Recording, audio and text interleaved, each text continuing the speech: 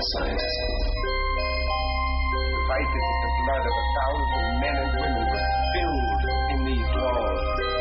Limbs twisted and broken, eyes gouged from bloody sockets, flesh burned black.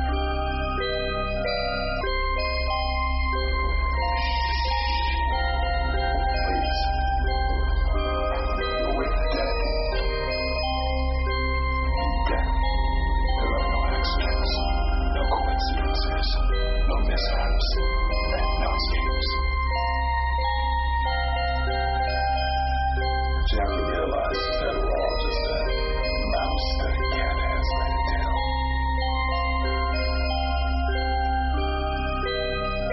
You are listening to 90.9 WQFS. Welcome to Jay Scott's World of the Unexplained. Tonight, your host, Jay Scott, will guide you through the world of the paranormal. If you are faint, weak of heart, or fear the unknown, then turn your radio off now. Otherwise, listen at your own risk. The number you have reached, 911, has been changed to a non-published number. Hi, Daniel J. Scott. How are you doing today? Okay. Great. What we're going to be talking about, I guess, is, well, we've got a lot of things we can talk about. You've written over 150 books. I know that for a fact. Actually, it's about 180. 180. All right. That's quite a lot of books to be writing. Yeah. Well, you know, it means two things. It means some of them are real short. I read a lot of kids' books, so some of them are, you know, they're not 400 pages or anything like that. So, you know, I fudge it a little bit that way. And it also means that I haven't written any bestsellers. It means I have to keep cranking it out in order to make a living. So, you know, so you can deduce from that. A real working author, though. Yeah, right. Oh, yes. I know that I've read that you were the former managing editor of Science Digest magazine. Oh, yes. But that was, you know, many long years ago. That was back in the 1960s. Oh, wow. Okay. I've been, you know, my first book was published in 67, and I think the year after that I quit the 9-to-5 routine and became a full-time freelancer. Been that ever since. But prior to that, I worked on magazines and as an editor for 8 or 9 years. So I've just, you know, been in the writing business since I graduated from college, and I graduated from journalism school. So that's been my life. Oh, I see. Well, the book we're talking about, well, actually, like I said, we can jump around. Werewolves. Mm-hmm. And I know you've also got a book out called Real Vampires. Oh, yeah. And so you just a lot of different. What got you interested in the occult? Well, it's a funny progress in the career. You know, as a kid, I was, you know, like most kids, I was interested in ghosts, and I can remember at one point, I think I did a high school term paper on sea monsters, and I remember the Wolfman and the Dracula films and that sort of thing. Never thought I would make a living at it, but got into really sort of drifted into science writing. I was a straight science writer,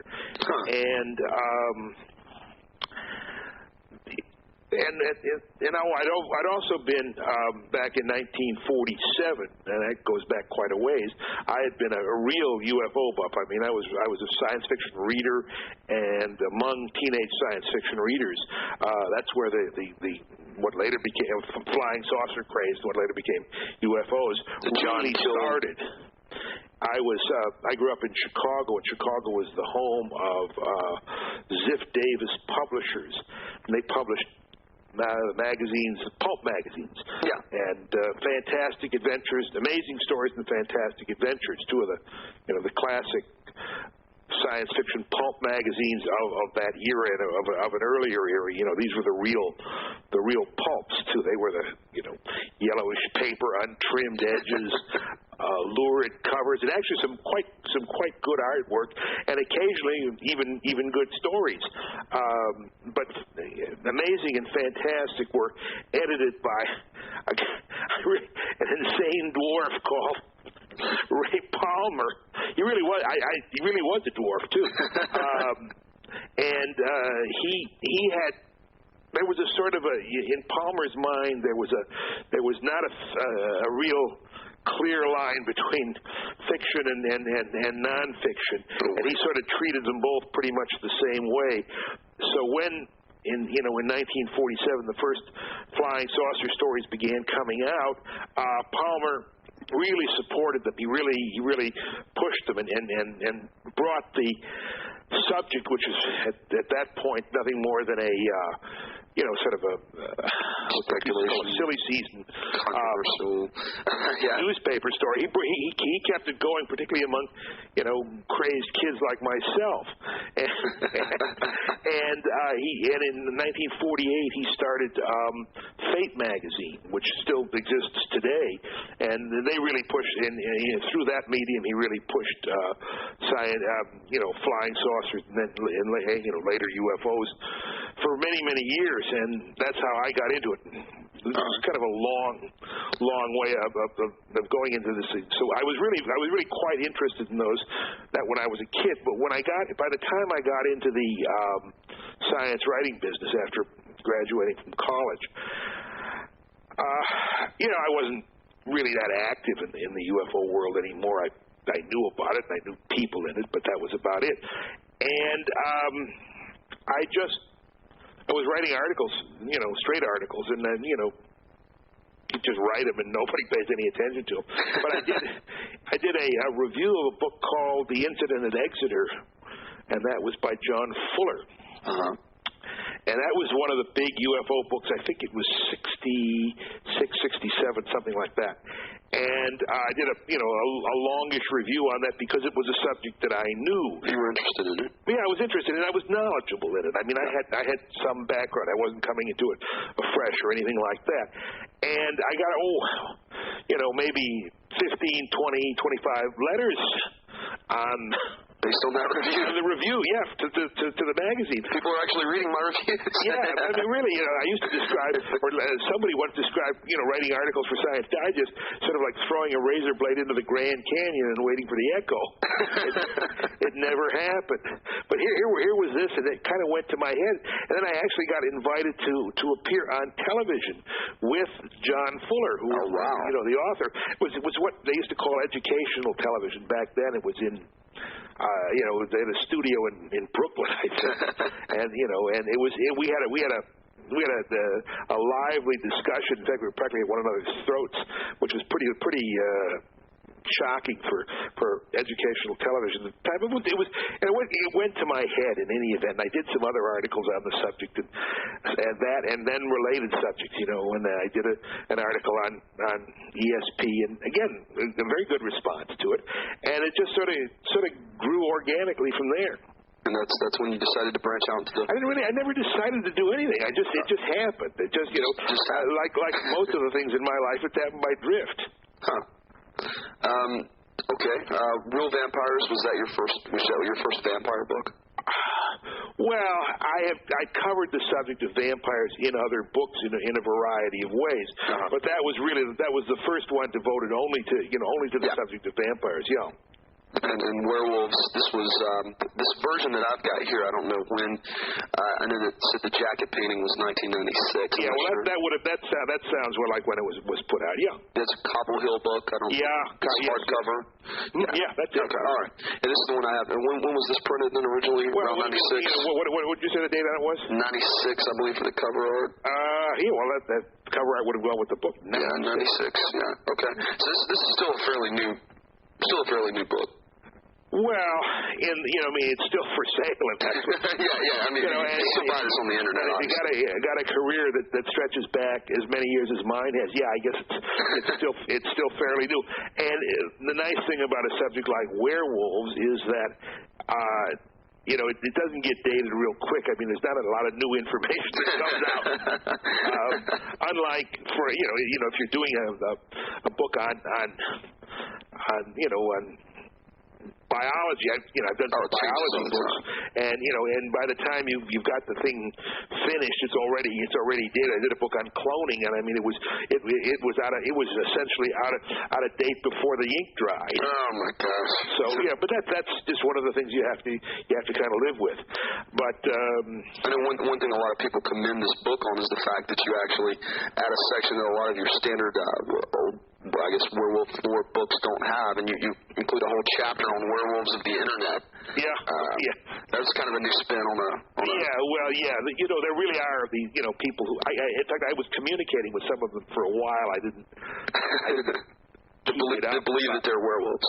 Well, they either believe that they're werewolves or they're fascinated by the idea. I'm not really sure that.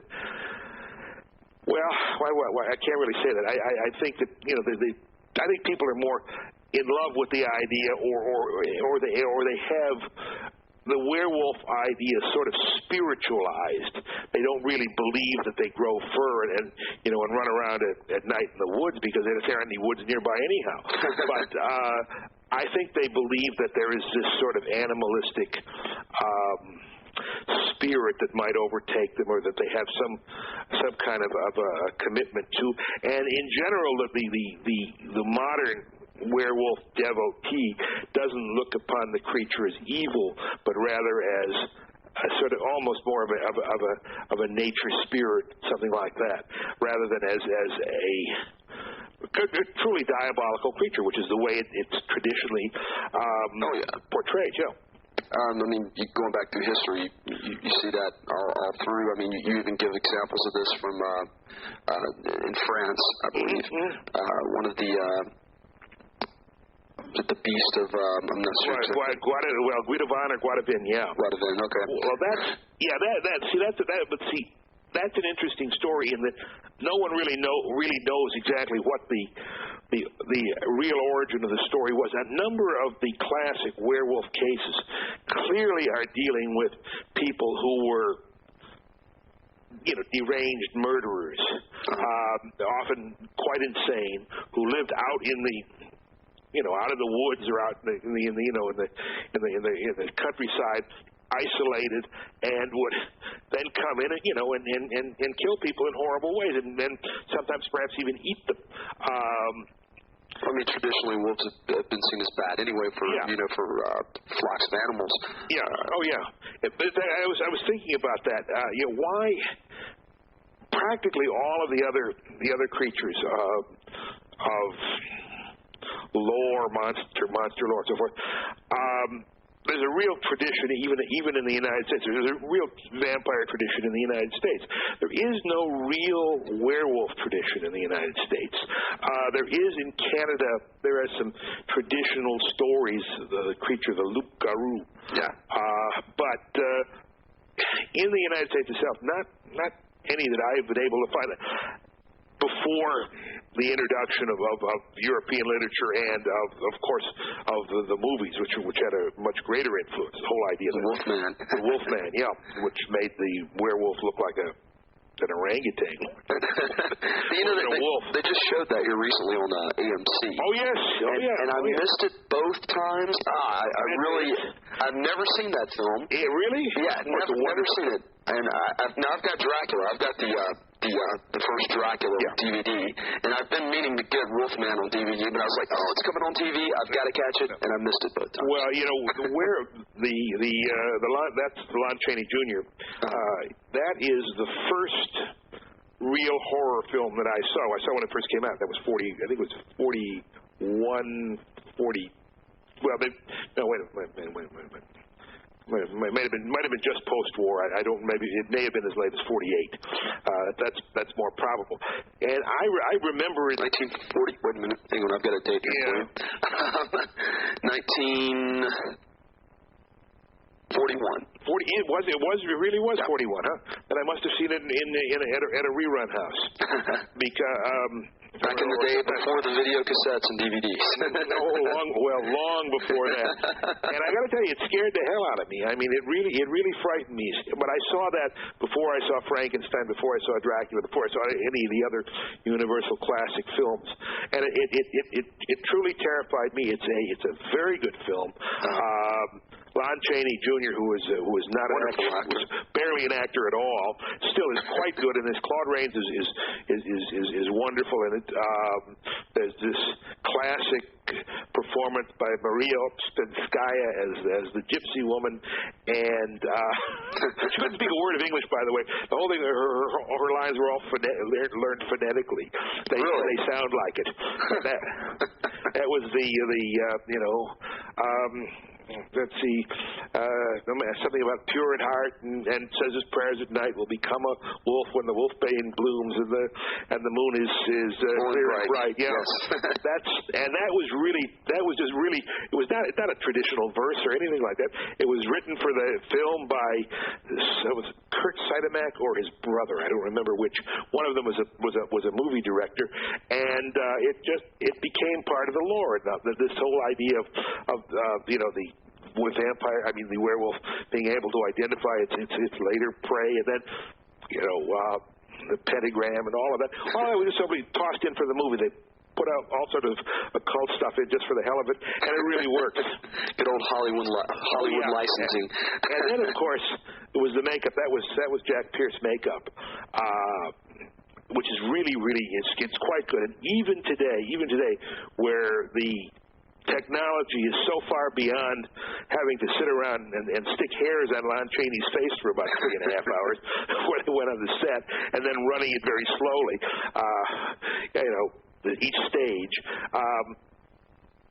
It still looks good. It does look good, and it's pretty well acted, and there's gloomy indoor sets with the fog and the phony trees and everything else. But it's a good film. Don't miss it. All right. Well, that is your number one pick. Now I was kind of curious why you never put Stephen King's Silver Bullet on here. Huh? Stephen King's Silver Bullet.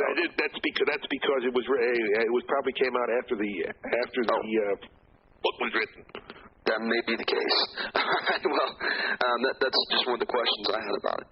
But going back to werewolves in general, as far as the lore goes, where did you pull most of your information from? Oh, their whole variety of sources. Let me finish a thought though. Oh, okay, good. That was why there were not a lot of real American. Native American stories about werewolves. There are stories going back to Indian lore about shapeshifters and so forth and so on, but I think the werewolf comes from a real fear of the real wolf. In other cultures, for example, in Africa, you have were-leopards and were-lions, which is just man leopards and man lions. I've even heard of a were-hippopotamus, although I have a hunch that may be a joke. In Russia, there were were-bears. But in medieval Europe, the wolf really could be a very frightening creature. Not only would it attack your flock in times of famine and so forth, or very cold winters, the wolves would come down and they kill people in villages. So there was something that people were really afraid of, and you couldn't very well fight it off with a pitchfork. I mean, on small children too. Little child wandering around. Yeah. The child off guarding the flock, and the wolf gets them. Yeah. But by the time the European settlers came to the United States and really sort of settled in, they had guns, they had rifles, and no matter how vicious a wolf may look, it's not going to stand up very well even against a relatively primitive rifle. So the United States never had that real gut fear. People never had that real gut fear of wolves. Yes, wolves might get the flock or something like that, but they weren't going to get you, and they weren't going to get your children. And so that's why I think the werewolf idea as something that really affected people's personalities, people's lives, never really caught on in the United States in U.S. history. Conversely, the vampire, which is also a story that comes over from Europe, did have a real, I mean, that people really were looking for vampires, particularly in the East, in the United States. And that's primarily because the vampire was a much vaguer kind of a creature. And if people suddenly were taken with a disease like, well, TB, they called it consumption. But they began dying. They began sort of literally wasting away. And, doctors didn't quite know what to do about it. You would have a rumor go around in some areas that, yes, there is a vampire. There is some dead person, some dead evil person who is draining the life from this particular individual. So that was a real fear. So you had real vampire stories coming out of the United States. You don't stop that with a gun. Right. Yeah. You don't stop with a gun. You dig up the grave. Stick it. I know a fellow who claims, and I think he's probably telling me the truth, that he has an ancestor whose grave was actually dug up in Rhode Island because she was suspected of being a vampire. And I read all the clippings on it from contemporary newspapers, and the story really did happen. It's a well-known story. And there was a whole panic of vampire fears throughout some of the New England states at various periods, even in the early 19th century. Never happened with werewolves in the U.S. I think the closest thing you might come to something like that is the mysterious fears of cattle mutilations, which then later became mixed up with UFO lore. In an earlier time, you might have had werewolves. I want to step back for just a second when you were talking about the New England area. Recently on my show here, I interviewed Molly Stewart. She's a ghost hunter in Salem, Massachusetts. She runs a tour group also through there. And she was telling me about an old vampire hunter's kit that they used to sell to people that went overseas. And it was, I think it goes for some really crazy amount of money right now, because there's still like 2 of these things available for auction, and it came with a stake, and it came with some garlic powder, and it came with a crossbow, and it was just. Are you familiar with that, or have you heard of stories of this? I've not heard that one before, but I suppose you can't be too careful, I guess. Oh yeah, I think she said they sold them to businessmen going over to Europe in that time. So vampire alert. Yeah. Fear of fear of vampires is high today. Orange alert. Well, I mean, I know in some cases. I mean, I can see. I can't remember the book. Years ago, a man had written a book about the scientific explanation of vampirism, and goes through all these different things that it could have possibly been. Oh yeah, there are all sorts of scientific explanations, and indeed there are scientific explanations of in the werewolf area of this particular condition where people grew up to be looking quite furry. Yeah, I think everyone's seen that clip of the kids. Pictures from the Spanish court. Yeah. Or the kids that have they're in the circus now. I think they do some kind of acrobatics.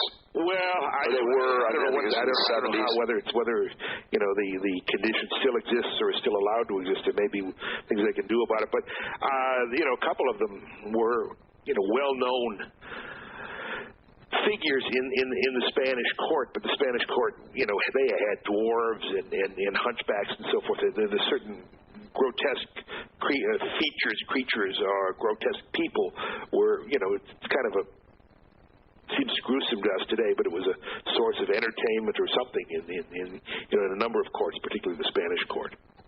Entertaining. Yeah, right, yeah. So do you personally know anyone who claims to be a werewolf or a vampire? Well, no. I mean, aside from the people that I corresponded with on the internet, you can meet some crazy people there. Yeah. Yeah, I don't know. There's a New Yorker cartoon which has 2 dogs standing in front of a computer, and one of them says to the other on the internet, they don't know you're a dog. So I mean, I don't know what these people want. Maybe they're real werewolves. Maybe they're typing with furry fingers. I have no idea. But no, I don't know anybody who's into. I don't intimately know anybody who's into the werewolf business that that deeply. And in the vampire world, it gets a little dicier because there you get mixed up with sexuality, and there are a couple of rather nasty cases around with people who either believed that they were vampires or said they were, and there are a number of people serving very long jail sentences for murder from getting involved in that. I've not seen too much any of that in the werewolf area. Yeah.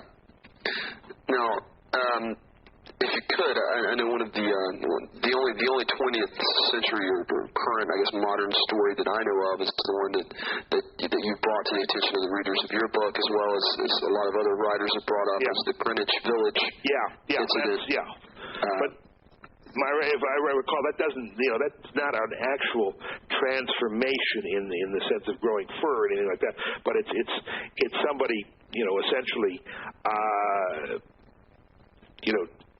running around growling and being to think they're a werewolf, act like a wolf, and it'd be kind of scary. But there are a lot of things that might come from. I know you have another book coming out. You were telling me in our earlier interview, you and your wife had worked together on that. Yeah. It's Hauntings and Horrors, it's called. That's a sort of a guidebook to places, either weird places in America or places in America that have weird stories attached to them. And that I've got my friend's ancestors' vampire grave in it, but there's not a werewolf story in there. Roswell, of course, and Hydesville in New York State, where the Fox sisters and the original, the birth of spiritualism and so forth. Plus a lot of all sorts of different kinds of things. Highway 666, that kind of thing. I understand. There's not really a lot of books being written today on werewolves. There are more vampires now. Obviously, the movies have sensationalized these, but why do you think that is? Well, the werewolf story, it sort of flops over, in the fictional area. It flops over into the Jekyll and Hyde stories too, and so. You can look upon somebody like, this is in the fiction area. Somebody like Hannibal Lecter as a kind of a, he satisfies our desire for werewolves. When you go back to sort of delving into the real, genuine belief in making a real supernatural monster rather than a human being turned to do monstrous things, you have some problems. You have to go back to someone like Montague Summers, who really, I guess he really believed in werewolves and vampires. But if you read Summers, you also see that there's a strong religious undercurrent. He was a reverend, wasn't he? He was a reverend, wasn't he? Well, maybe. I know. I see a lot of his documents. It says by the Dr. Reverend Montague Summers or Reverend Doctor. He's a very mysterious character, and nobody's ever entirely sure that he was entirely serious, but I think he was. Fine 14th century mind. But a lot of his stuff is out of print now. Oh yeah, well it's been out of print for quite a while. But the University Press reprinted a lot of it, but I don't know. I mean, I have Dover had printed a lot of the stuff too. Dover would do that. I wasn't aware of that. Yeah. But. If you look at his werewolf stuff, you realize the religious undercurrent in it, and the werewolf is a servant of an instrument of Satan, and you have to have that strong medieval view, which he certainly had, in order to really get into the subject of werewolves terribly seriously. If you try to be scientific about it, you work with certain diseases like porphyry, I think that's how it's pronounced, and certain kinds of fungus poisonings which are supposed to drive people crazy, or this skin disease, or glandular disease, which makes you sprout hair all over the place, and you try to make it, explain it. It doesn't go very far. It doesn't, one loses interest. Oh, yeah.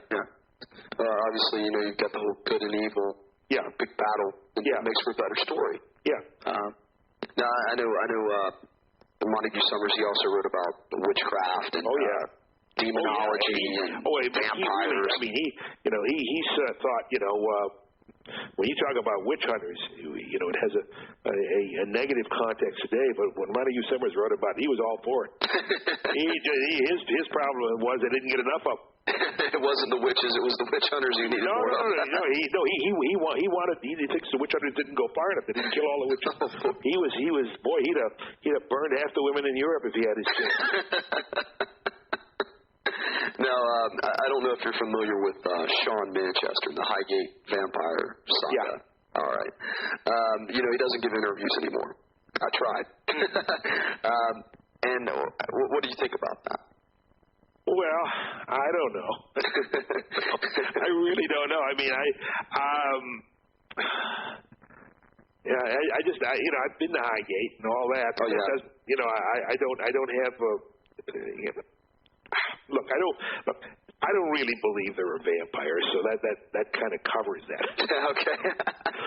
It doesn't mean I don't believe that people believe it, or there's psychotic people out there that really have a mental problem. They're really but just killing a person and drinking their blood is something, but I'm not sure it's vampirism, because vampirism has to take into account immortality. Oh, yeah. And although, by the way, the changing into the bat is rather a later addition to the legend. That didn't come until, let's see, probably 15th century, I would think, when the news of the vampire bat, the actual vampire bat from South America began filtering back to Europe, and it sort of attached itself to these legends. Vampires and werewolves in some European legends were sort of interchangeable. Yeah, I did read that. I have read that before. Yeah. A lot of the myths seem to overlap. Yeah. Now, whether that was original or just the way these things sort of tend to fold together over the years, I don't know. Or the modern, I guess the modern shape of vampirism, anyway, the way we see it now. It's just from the media, and it's really, I mean, even if you look, it was just Halloween a couple days ago. You look on TV, you see any kind of advertisement at all, and their model Dracula is from Bela Lugosi. Oh, absolutely. I mean, the film in 1931, I believe that movie was. Oh, it may have been earlier than that. Well, it may have been 31, yeah. 31, 33. Well, regardless, that's who they modeled Dracula off of. And without Bram Stoker's, contribution, we wouldn't have that. But people don't even look further back to Varney the Vampire or John Polidori's work. No. It's amazing, really. Yeah. You see the werewolf. It's always the Lon Chaney makeup. Oh yeah. You can go back. There was a pretty well known series of penny dreadfuls called Wagner or Wagner the Werewolf. I wish I could remember who wrote them. He was a priest was his name. He was a pretty well known writer of the penny dreadful sort. And I do have a Dover edition of that. Was it Thomas Prest somewhere? Thomas Prest, was it? Yeah, Thomas Prescott. Yeah, that's the same guy that wrote Varney, I think. Wait a minute. Now I may be getting confused. Yeah, right. No, that was Varney. That was Varney, yeah. Varney right, Vampire. And it wasn't necessarily him. It may have been one other guy, because when they wrote those things, you never could tell who was actually writing them. But no, the Wagner the Werewolf was written by. I could probably search around here and find it.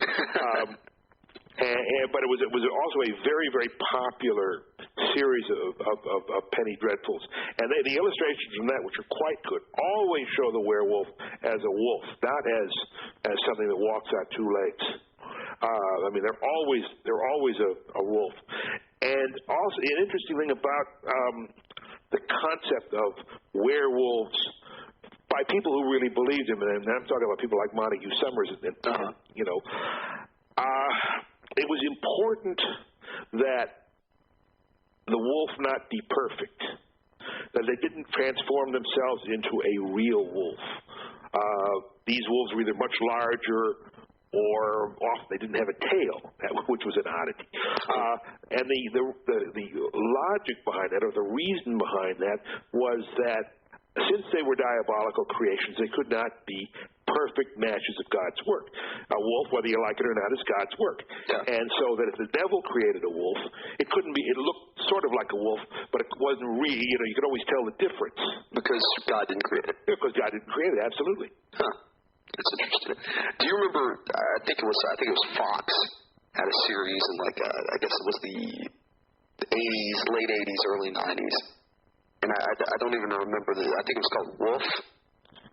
Or it might have been called, no, I think it was called Werewolf, actually. No, I do not remember that at all. I think it ran for like one season. I must have blinked and missed it. It was either that or I was living somewhere where you didn't get Fox. Oh, okay. that may have been. I remember the series vaguely. I mean, I was in. I'm not even going to go there. But I was a kid, and I remember the series. I was wondering if you knew anything about that. No. And nor do I. I mean, I've seen portions of things like. Well, I guess Michael J. Fox did a jokey werewolf, Teen Wolf, which was pretty disgusting. And Teen Wolf 2. I thought were pretty awful. Even made a sequel. Yeah, did it make a sequel? Yeah, Teen Wolf 2. Yeah. Oh God. TOO. Yeah, well, you could figure, I guess. And I suppose I shouldn't, come down and say I'm one of those people who really just likes, scary. The traditional, non-comical. Well, now they've got. I think it's. I don't know who carries it. It might be Nickelodeon. I've passed by it, skimming channels. It's some kind of high school werewolf. Oh, I wouldn't be at all surprised. Yeah, it's bad. Yeah. One of the if on werewolf films. One of the better ones, and not too well known in this country, is I think it's called Mark of the Werewolf, or something. It was one of the Hammer productions. They did a lot of vampire movies also, didn't they? Mm-hmm. Oh yeah, well sure. Yes. This was in the 70s, I believe, 60s, 70s. Yeah. Sure. They did quite a number of Christopher Lee films. They were quite good. I think Basil Copper talks a lot about that in his. One of his books. Yeah, but this one is not really terribly well known. It's set. I think it's set in Spain actually, and it has a white furred werewolf, and played by Oliver Reed. And just I was on vacation one time in a place, and in the same hotel, and sitting next to me at the bar actually was Oliver Reed. Oh, you're kidding me! No, and he was really kind of he was actually kind of a scary guy, particularly when he began drinking, which was pretty much all of the time. He had a really bad temper and a bad reputation, but he liked me a lot because I told him what a good performance he'd done in that film, and I wasn't just doing that self-protectively. I really did enjoy the film a lot. Here it is, Curse the Werewolf, 1961. Directed by Terrence Fisher, starring Curse the Werewolf, Evans, Oliver Reed, Yvonne Roman, Anthony Dawson. Yeah. It's a British film, but it's kind of bloody, but it's quite a good film. Now, can you still find these films? I mean, I haven't seen that one in a long, long time. Probably available on tape somewhere, but I'll be damned if I know where. There's a place, big video catalog place out in Philadelphia that probably has that listed. Horror films have their whole cult, and even if not a lot of people know about them, there are always 50 or 100 or 200 or 300 people who will buy all of them. Oh yeah, and that's enough to keep the market going. And they all, I'm sure, with the internet. Especially. Oh yeah, they all keep in touch with one another. Oh yeah, it's a small community. Small weird community. That's a lot of fun too. Oh yes, of course it is. I mean, it's a great deal of fun. Yeah. I mean, great. Do you have a website that I could? Or do you have a website? Or? Yeah, I have a website. It's maybe tell my listeners about that they could go to, maybe purchase your books? No, my relation with the internet is tenuous at best. I can't even open attachments. Oh, okay. So, look, up until this is a true story. Up until about 12 years ago, I was still using a Royal manual typewriter. Oh, you're kidding me. Oh, no, I'm not kidding. I am not. I still got the thing. I'm looking at it right now. I see it across the room there. I just sort of keep it. And a few years back, a longtime editor of mine retired, and I sort of dusted off the Royal and managed to find an old ribbon for it. Managed to write her a farewell note on the Royal typewriter. Oh, wow. Which she appreciated very much. I can understand that. Yeah, I can understand that. So now you use Word, I'm assuming. Well, yeah, some kind of word processing. Well, yeah, no, now for God's sake, I've got, I've got editors who demand that I send the manuscript through email, which I sort of try to do. Attachment time, right? Yeah, it gives them. So then they don't have to edit it at all, or they don't even have to read it. They can just send it out, mistakes at all, which is both good and bad. Yeah, no, I've heard the editing process can be real pain. I know I've read authors talking about, submitting 800 pages and coming back with 600 pages. Well, is it that bad in children's literature? Yeah, it really kind of depends on the individual editor, and there probably is not. My gut feeling is that there is not as much editing done now as was done when I first started in the business. Really? It's both a good and a bad thing, because you can make some pretty darn horrendous mistakes and read them over 10 times and still not get them, and an editor will catch them right off the bat. The problem is that you will sometimes find editors who are not interested in making your book better, but in writing their own. Taking it from their own perspective. Yeah, their perspective. Even their own style. All right, you don't like where I place commas, but I think they look fine there, and leave it alone. The reader will know what I'm talking about, and that's just my way of saying things. And then, so even in the days of high tech editing and so forth, you'll still get a stack of pages back covered with Post-it notes saying, do you really mean this, or what about this, and so forth. So I don't know. There may be a way of handling that on editing, but I've never seen anything.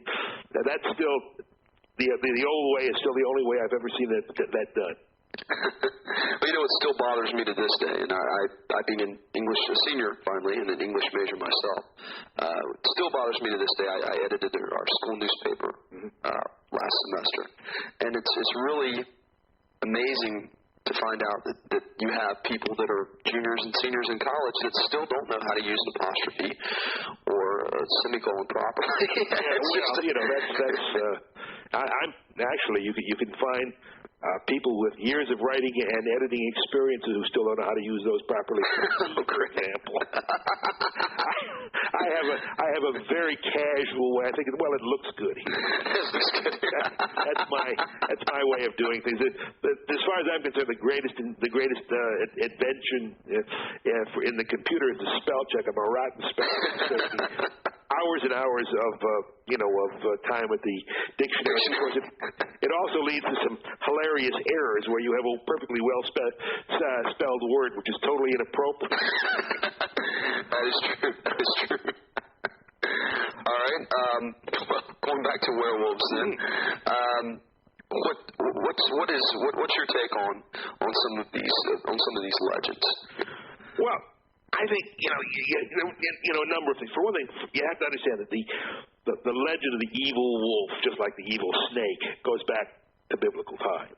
So that a personification of evil would often be a wolf, particularly in Europe, because they were dangerous. But it does come with the wolf without in the fold, because the ancient Hebrews were hurting people, and wolves were a real problem for them, as they were in Europe. Uh-huh. And then you have a whole raft of things which could have led to werewolf stories. I think probably the most frightening would have come from these isolated madmen who could have, living wild, scraggly beards, torn clothes, long fingernails, and they might creep out and kill somebody. And that would of course lead to the werewolf legend. And if you read some of the stories in the book, there are a number of people who lived that way, who were caught and who confessed to crimes of this nature. We wouldn't call them werewolves today, but you can see in an earlier era, and in a more rural society where people really could live in a totally isolated way. You could see how those sort of stories would begin. Oh yeah. So I think that's probably the genesis of the werewolf story, and then any kind of really gruesome murderer. We have, you have all, in modern times, you have all sorts of people who chop up their victims, and there are blood drinkers, and there are cannibals, and so forth. And this would have always not have been put down into psychology or anything like that. But they would have said, well, this person was turned in by possessed by the devil, or for some diabolical purpose, turned into a wolf, and then you sort of begin to fold over into the magical realm where people don't just turn into wolves, but they want to turn into wolves. They can become wolves through a magical process, putting on a wolf skin. Rubbing themselves down with ointment. Yeah. Actually, even drinking water that collects in the footprint of a wolf. I've heard that story. The ointment also that could also relate to in an extent to the flying ointments of in witchcraft. You may have had some sort of narcotic or substance that was absorbed through the skin, rubbed down and absorbed through the skin, which would give you the impression of flying or the impression of running freely through the woods, that sort of thing. Kind of a hallucinogenic effect. Yeah, some sort of hallucinogenic effect. In werewolves, there are two other interesting ideas. One, it was interesting how I think in a couple of early cases, and these go back, to late medieval times, or not a little later than that. But people confess to being werewolves, and the inquisitors or the judges or the clerics who investigated the cases, these people aren't werewolves, they're just nuts. put them in an asylum. So that was really that really did happen. So they recognized they weren't all stupid. They recognized the differences, but also in quite a number of stories, there is a real sort of sympathy for a werewolf. Somehow that the werewolf was not really diabolical, but was trapped for one reason or another into this condition that was carried through into the Wolfman movie, but they were not really evil creatures, but it was a curse put on them for some other reason. And so there's so many different elements that sort of the one that comes to mind for me, and just don't mean to interrupt, but in your book, I believe chapter 8, The Noble Werewolf, where you talked about the wolf that was basically the king's. Yep. And the werewolf stories go back a long way, back to Roman times. One of the best ones is this, the story of the guy who seen changing into a werewolf, and then at one point his paw is cut off, and then his friend finds him without a hand, bleeding to death with one hand missing, that sort of thing. So there's there's so many. As in so much folklore, there is you're getting influences from many different places, and they all sort of they sort of blend together sometime, and to try to get a consistent pattern to say, yes, here's the theme that goes through all of these stories. It's a very difficult thing to do, and sometimes I think it's an impossible thing to do because they do come from different sources and different emotions, and the only thing that really sort of keeps them together is this transformation of man to wolf, and or woman to wolf. There are some she-wolves in werewolf stories. Werewomen. Yeah. Now, just for my listeners, you can purchase Daniel's book, titled Werewolves. It is available. I believe I found mine on Amazon.com. Yeah, it's on Amazon. It may be at Barnes & Noble. I'm not sure. There are a lot of Daniel Cohens out there that do write books. Yeah, and most of them are me. Over 180 books. Yeah. Most of them are. There are some others, but the chances are at least 50-50 that it's mine. That's great.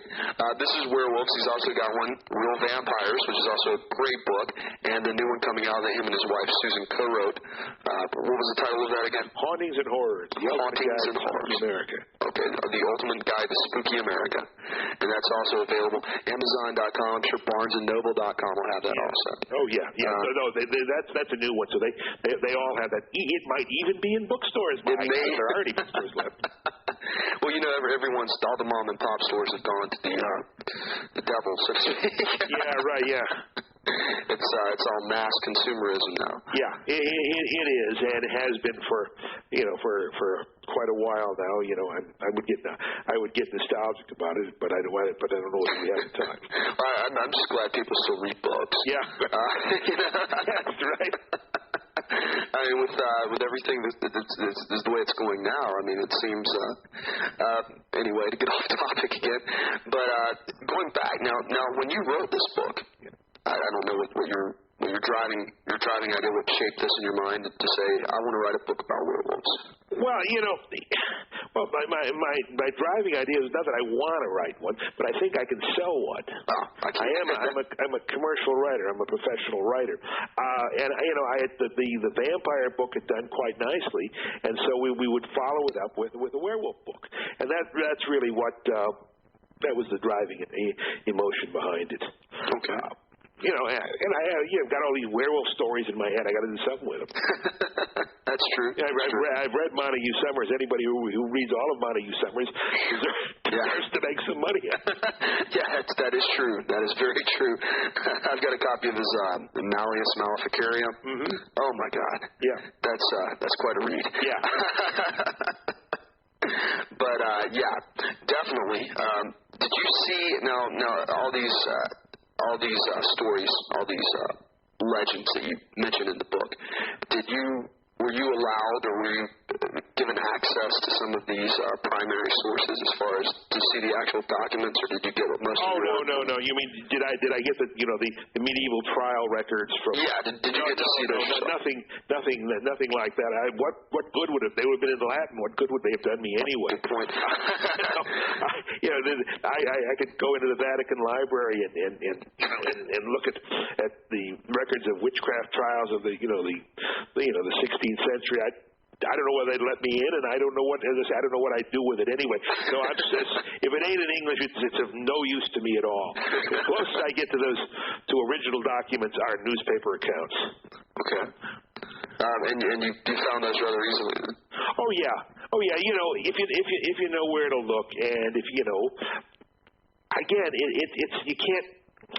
It's hard to pinpoint things because I've been in this business for so very long now, and I've just read so much stuff on it, and I know so many people in it, and it's easy to go from, you say, oh yeah, you don't remember this story, and then you talk to this one and that one, and they point you in other directions, but it's not. It's almost sort of a life process. As I say, I've been writing about this stuff for a long period of time, and so you just pick up a lot of material. That's all. So with all the things recently, I know that there's been a lot of as far as the media is concerned, werewolf documentaries and that kind of thing around Halloween. Have you been involved in any of these? Yeah, well, I won't say I've been involved in it. I've been interviewed for some, and werewolves. I think I did one, a vampire one. Did a couple of ghost ones. I'm one of these people who, look, with the growth of cable channels, you got a lot of these 1-hour documentaries that are put out by small production companies. And, I have one very great advantage for them. I'm free. I don't charge them anything. And that's why you're on my program. Thank you. But I don't have to go anywhere for this. I just sit here on the phone. I mean, I had to go somewhere to actually to give these free interviews. But it has its advantages. I imagine we sell some books from it. I'm sure. And and people see you, and every time that werewolf documentary goes on, oh, you're the werewolf guy, right?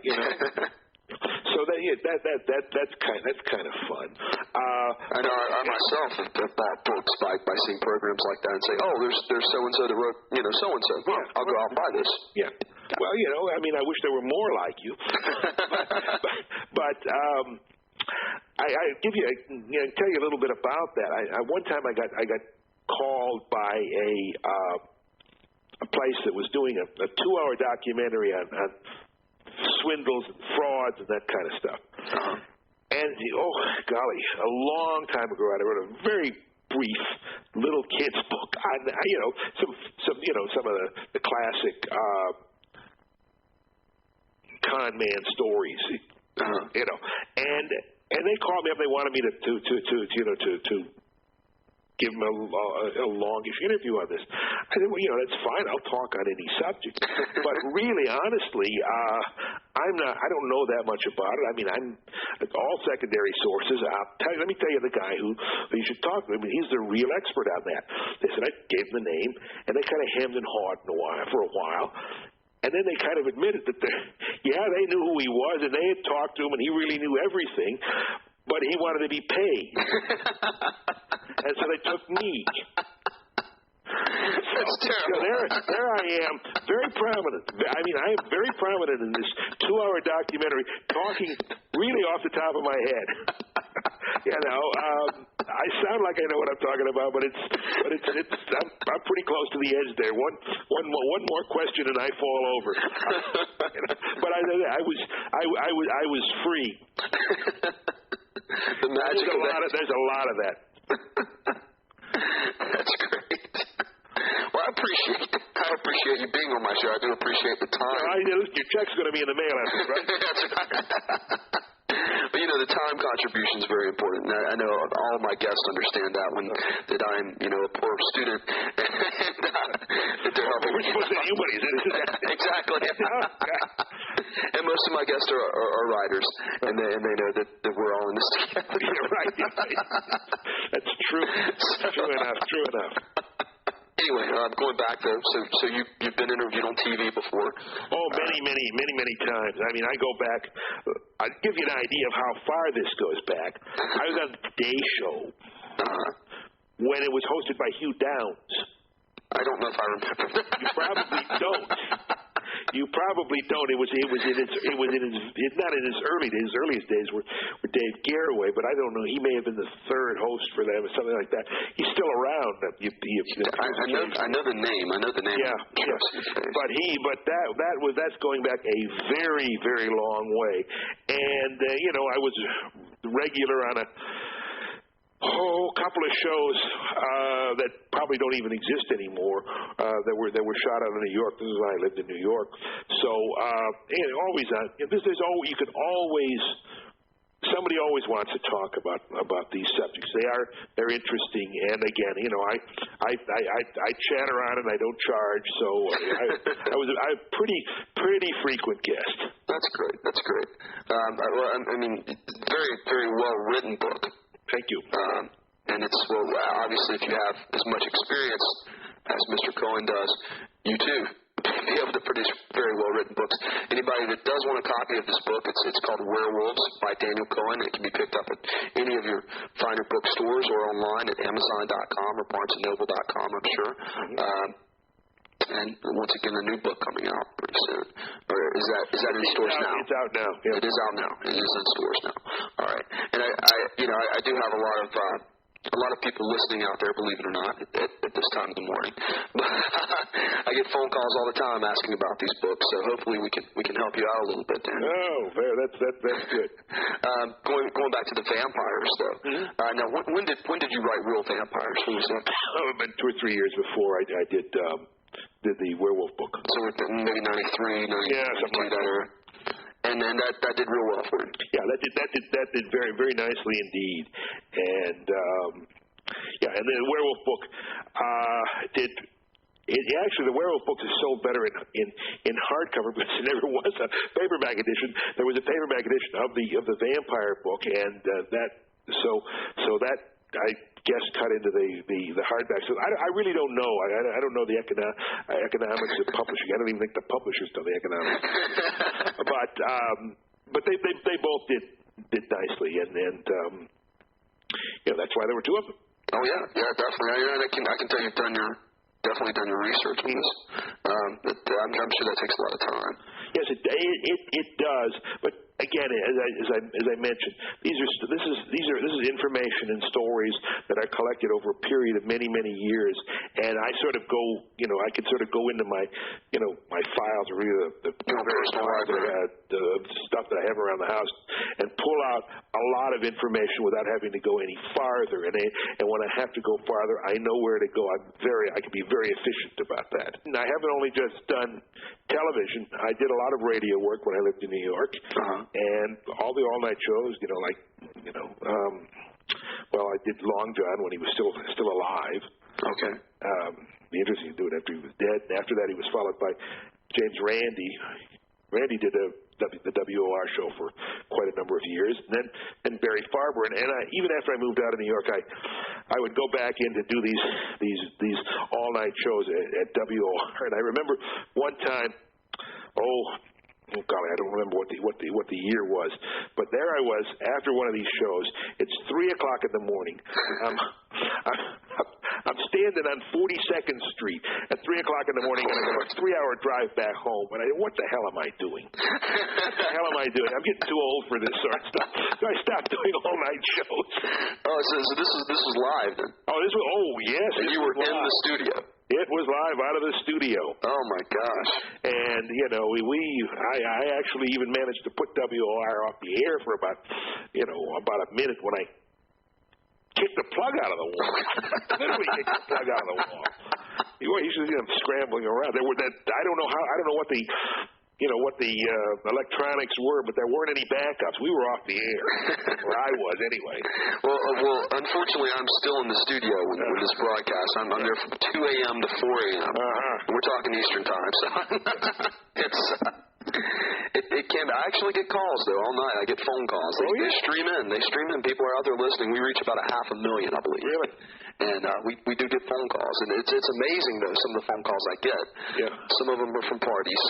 Yeah, well, yes, this is great stuff. I've done a lot of call-ins, and yes, you do get interesting people, and it's not as I've never gone to a werewolf or a vampire convention. I'm not sure I'd really want to, but just about a week or 2 ago, I talked at a UFO convention, and have you met?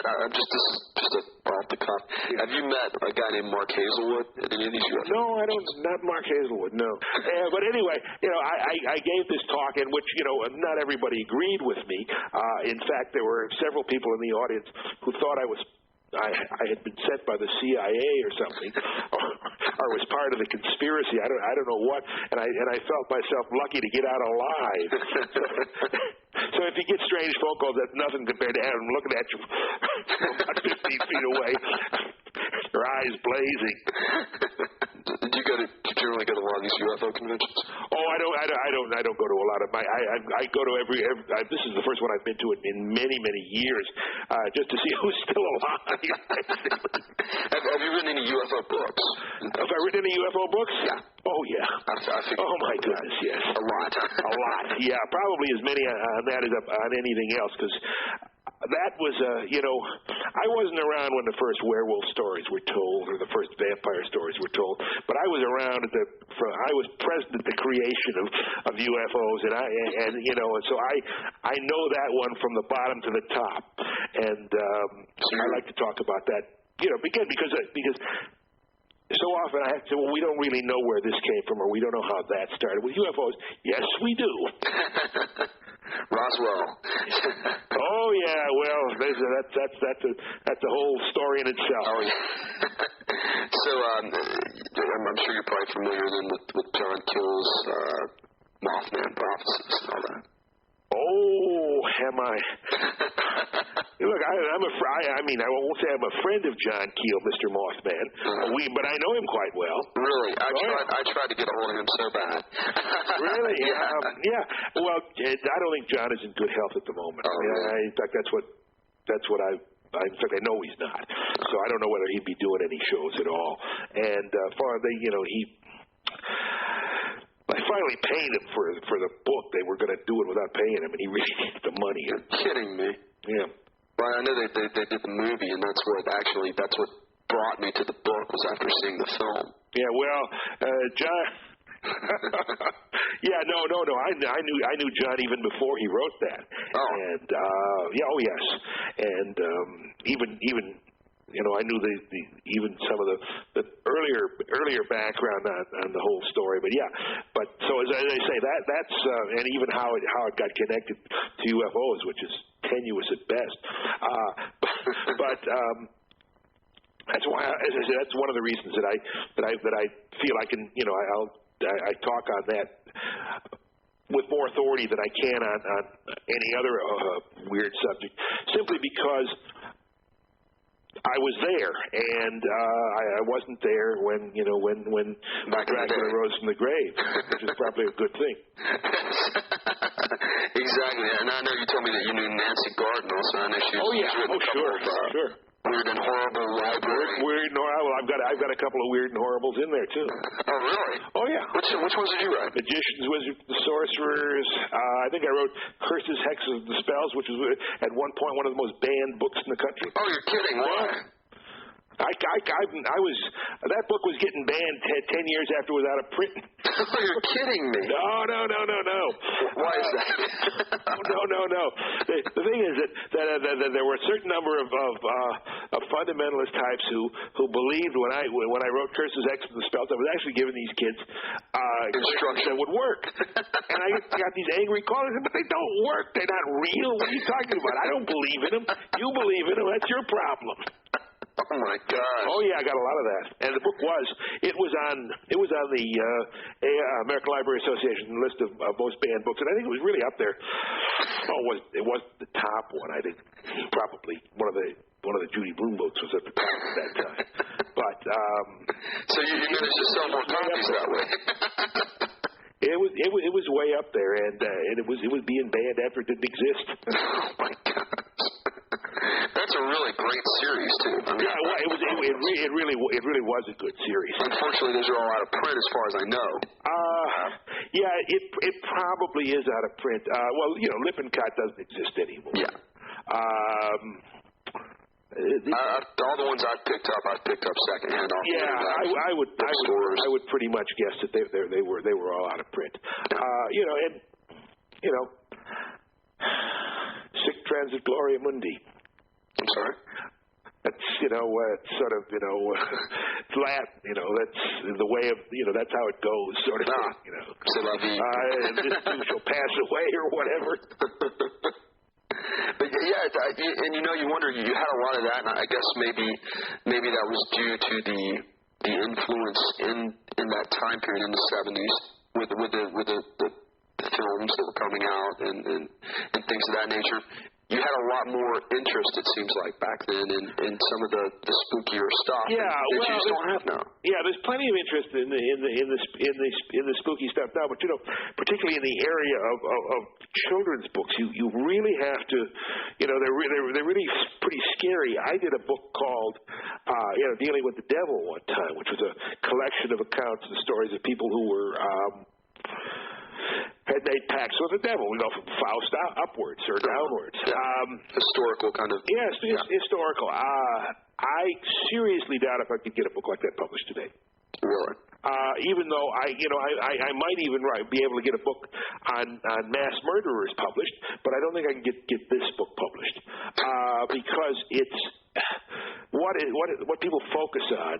Certain curses, witchcraft. Those are because they're mentioned in the Bible. They're trigger words for some people, especially the Bible. Whereas cannibalism may not be. Now, there's a question I have. This is a little off subject. I guess it's not. Since you write a lot of children's books, at what point do you say, this isn't a good word choice? This is too highbrow. They're not going to understand what this word means, and maybe I should replace it with this word that means this is silly. Well, you have the automatic censor in your head on that one. You're supposed to cut it fairly fine with some publishers and to write to a certain word level, and some of them will even have formulas, which I never paid any attention to. Nobody of any sense should pay any attention to them.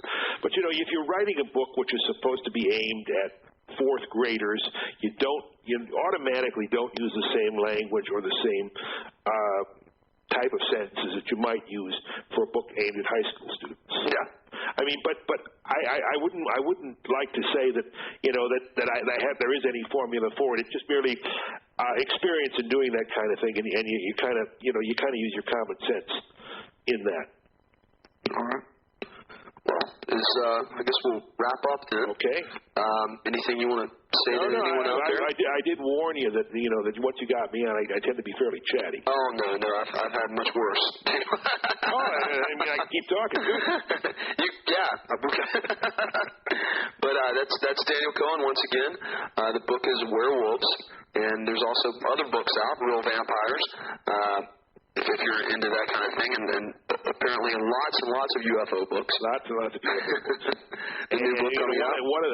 One of the most interesting ones, the one really contains the most original material in there. It's probably, I know it's out of print now, but it actually is in the UFO world. It's kind of one of these treasure type books. Having seen it for sale at a secondhand at some pretty high prices when I went to this UFO convention. It's a book called The Great Airship Mystery, and it's about the 1897 and 98 series of airship or UFO sightings in America, which is a fascinating story. And mine was the first book on the subject, and it was, a lot of original research, and I'm quite proud of it. Oh, wow. And I bet you can probably pick that up for quite a lot now. Yeah. That's amazing. Yeah. I can understand why you'd be proud of that. Yeah, I am. All right, once again, author Daniel Cohen. Anything else you'd like to say? No, that's it. All right. Well, once again, you can pick up his book, Werewolves, or Real Vampires, or what was the name of the new one again, Daniel? Hauntings and Horrors. Hauntings and Horrors. Yes. And that's co-written by his wife. The Spooky America is what it's called. That's with, I did it along with my wife. Uh-huh. I did most of the writing. She found the pictures, which is an adventure all in its own. Oh, I'm sure. And that's available. Pictures in a budget. Yeah, right. Mm-hmm. Right now, that's available at any of your finer bookstores. And even some of the lousy ones. And at BarnesandNoble.com or Amazon.com or any of your book shopping superstores on the internet. I appreciate your time, Daniel. It was fun. I enjoyed it. Thanks a lot. All right.